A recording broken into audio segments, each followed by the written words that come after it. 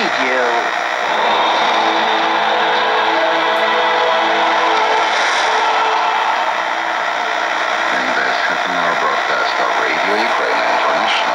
Here at the News Bulletin, the weekly press review program today, in the story about an info campaign dubbed Crimea is Ukraine no other way, in the story about a new website for self-education. First, the news read by Bogdan Zhuk. Positions of government troops have come under intensive mortar, grenade, machine gun and rifle fire 14 times since Thursday night, mostly in Donetsk region. At 9:30 p.m. on Thursday, terrorists tried to storm the village of Shirokine, 12 miles east of Mariupol, but were beaten back. Operation Headquarters spokesman Anatoly Stelmach said at a news briefing on Friday. He said that in spite of the enemy's attempts to break the truce, the Ukrainian military did not give in to provocations and only fired back in cases of direct threat.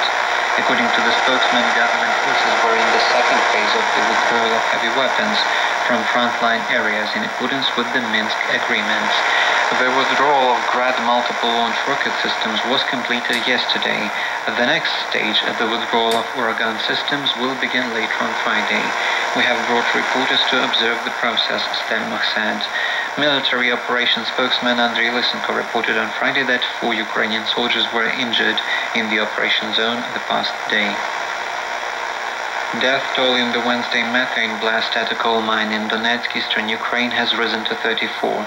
Another miner hurt in the methane explosion at the Zasadko coal mine died on Friday, the Donetsk news agency reported, citing a senior city medical official. The explosion occurred in the early hours of Wednesday. The Zasadko mine, one of Ukraine's largest coal producers, is located in militant-controlled territory. The incident is not regarded as caused by the military action, but rather due to safety issues. Ukraine's government rescue teams were not allowed access to the site by pro-Russian separatists. A senior special police officer has been injured along with his wife in a car bomb blast in Kharkiv, the largest city in eastern Ukraine, Radio Liberty reported. Police thought Andriy Yanholenko and his wife Inna were hospitalized after a bomb under Yanholenko's car exploded on March 6. City officials said they suffered shrapnel wounds. Yanholenko commands Slobozhanshchina, a police battalion, as members refused to participate in a crackdown on the protests that led to the ouster of President Viktor Yanukovych in February 2014.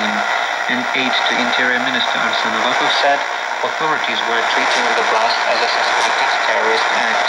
4 people have been killed and 14 wounded in 3 apparent bombings since January 19th in Kharkiv, which lies northwest of the site of the conflict between government forces and Russian-backed separatists. Ukrainian authorities have blamed a series of bomb blasts in Kharkiv and the southern city of Odessa on Russia and the rebels. The European Union scaled back its sanctions on former Ukrainian President Viktor Yanukovych's inner circle on Friday, removing 4 people from its list of targets due to a lack of evidence. Among the 4 people removed from the list was Alexei Azarov, the son of Ukraine's former Prime Minister Mykola Azarov. However, Azarov Sr. remains on the sanctions list, the EU Council said in an official journal on Friday. Other ex-officials to be removed from the sanctions list are Andriy Portnov, a former senior advisor to Yanukovych, and 2 former chiefs of the Ukrainian Security Service, Alexander Yakimenko and Igor Kalinin. The EU has extended sanctions on other officials for 3 months until June the 6th to give Ukrainian authorities more time to find evidence against them. Those covered by the extension include Yanukovych's youngest son Viktor, Ukraine's former Justice Minister Olena Lukash, the businessman Serhiy and Andriy Kluyev, the latter of which was Yanukovych's last chief of staff, and former education minister Dmitro Tabachnik. Meanwhile, 14 people continue to have their assets frozen by the EU, including ex-President Yanukovych himself. Their accounts will remain frozen for another year.